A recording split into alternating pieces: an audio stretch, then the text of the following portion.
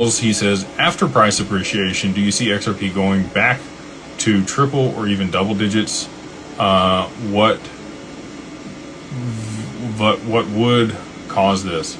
I don't.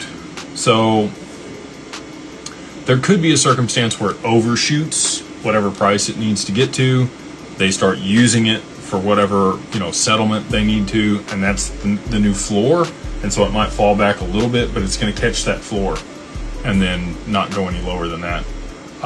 My personal opinion is they need at least $100 XRP to start using it in the way that they want to, in order to be able to settle transactions at scale. And so that's why you need the supply shock, like I've talked about, to be able to push it to those prices. That's the only way it's getting there.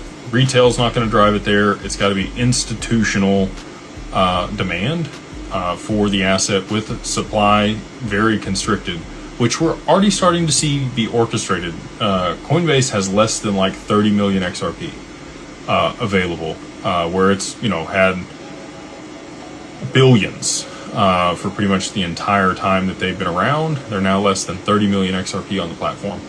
Uphold, the majority of the XRP there is held by clients. I don't know how much is actually available for trade.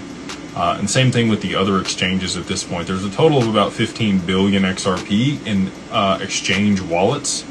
How much of that is held by their balance sheet, the exchange itself, how much is held by clients, and how much is actually available for trade, you're not going to know. You'd have to look at the internal ledger for each one of these exchanges to be able to determine that. I know people can go look at the public wallet addresses and see that there's 15 billion there, but that doesn't mean that all 15 billion are actually available for trade. Most of that is, again, either held by the exchange themselves on their balance sheet or for clients' accounts. And I think it's somewhere around 2 billion to 3 billion XRP that's available for trade at this point. Which again, that's $10 billion. Like, let's call it the high side, $10 billion. Institutional demand is way more than $10 billion, which sounds like a lot of money, but when you're BlackRock and you manage 10 trillion, it's a drop in the bucket.